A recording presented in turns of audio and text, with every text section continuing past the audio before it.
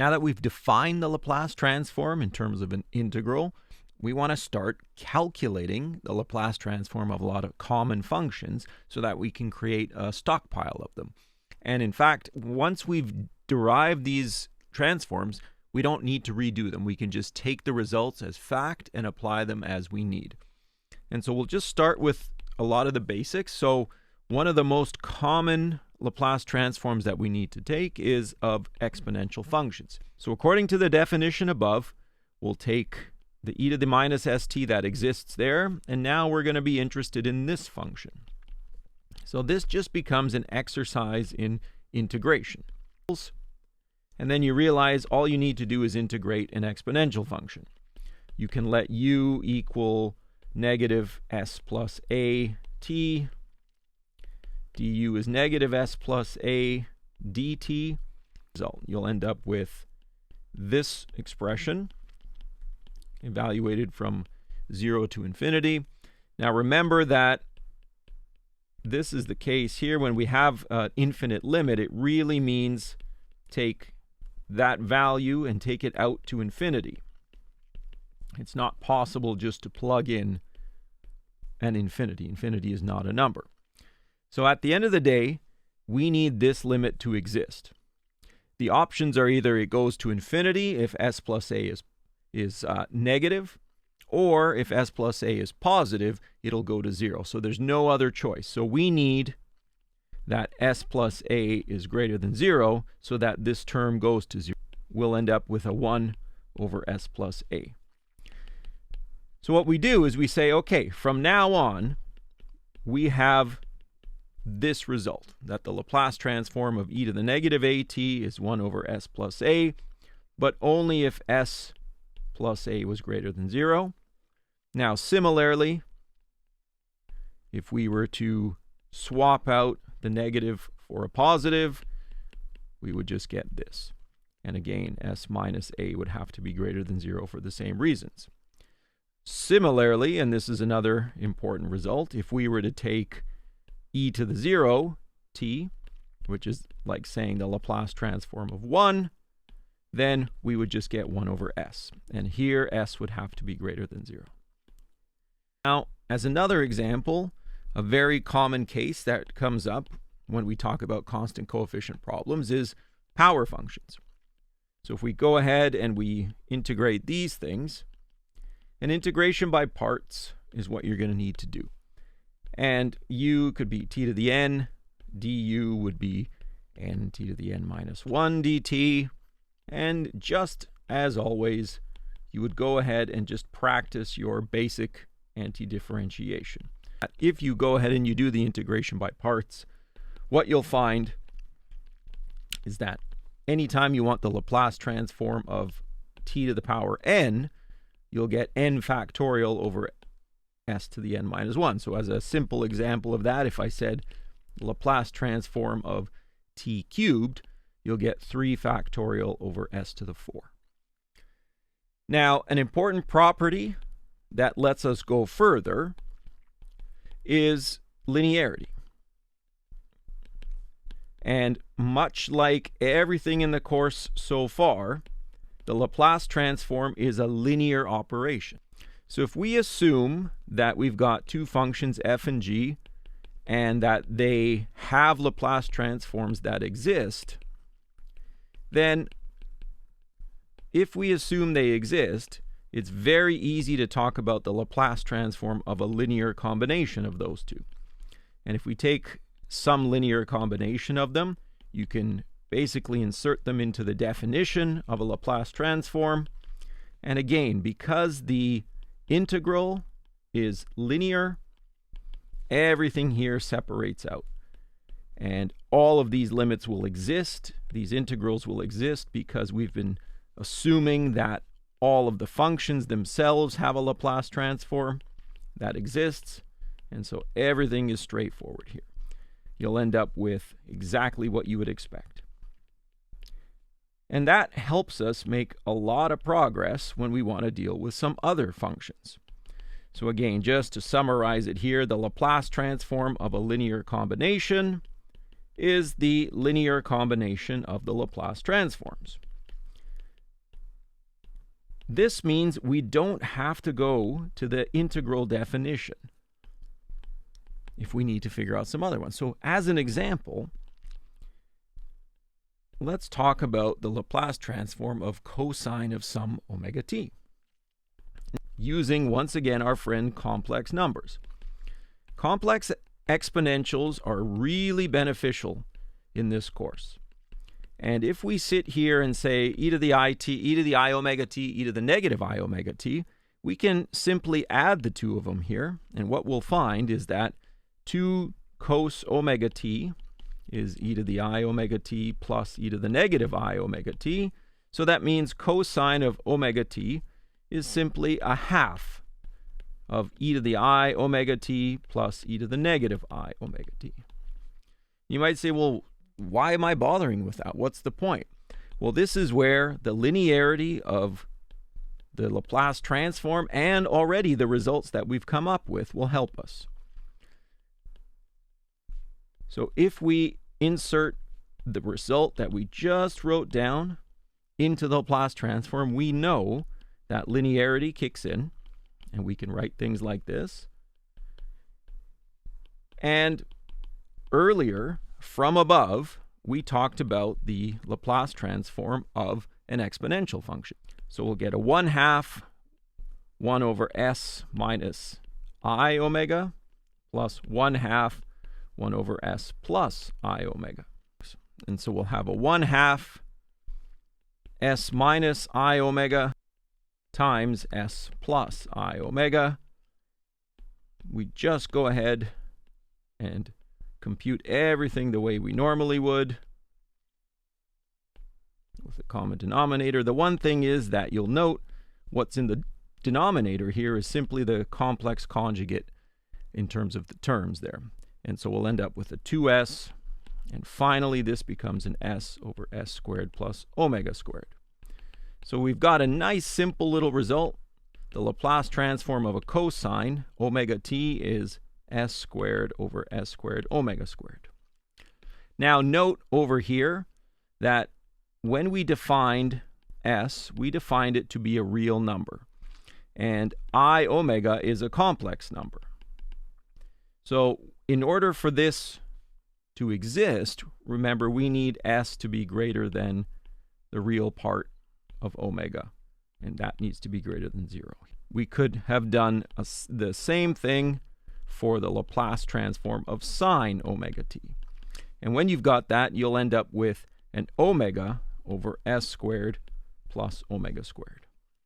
So like the Laplace transform of sine 3t, right? The Laplace transform of sine 3t is going to 3 over 3 squared plus s squared, so 3 over s squared plus 9, whereas the Laplace transform of cos 3t would just give us s over s squared plus 9. So very, very simple results in that sense. Between this, there is another combination that we will get used often, and these are called hyperbolic cosines and hyperbolic sines. You may have encountered these before, you may not have encountered these before. These will be discussed in a little more detail later on, but basically, once you go ahead and tackle these, they work very similar to their standard trig counterparts. It's just that they have a negative sign in the denominator rather than an addition. The other important thing that we are going to do is inversion. Now you might say, well, what's inversion? Remember how I motivated Laplace transform? We are going to take a function, f of t, that lives in the time domain. We're going to apply the Laplace transform to it. It turns into a function in what we called the frequency domain. Now, why would we want to do that? Well, we take an ODE and it turns it into just an algebra equation here. We'll solve it, and then we need to go back, because we need to go back to the original domain of our problem. So we need to essentially take the bus back home. And that's going to be this idea of an inverse Laplace transform. So inverse Laplace transform is denoted by L with the -1, and that -1 means inversion. Inverse, go back. There is a definition, so it's defined in terms of a complex integral. Now, I'm not even going to bother writing the definition down. It exists, but in order for you to be able to evaluate it, you need to understand how to do integration in the complex plane. And that's not within the scope of this course. So there's no need to calculate Laplace inverse. We just undo the results that we had for the regular Laplace transform.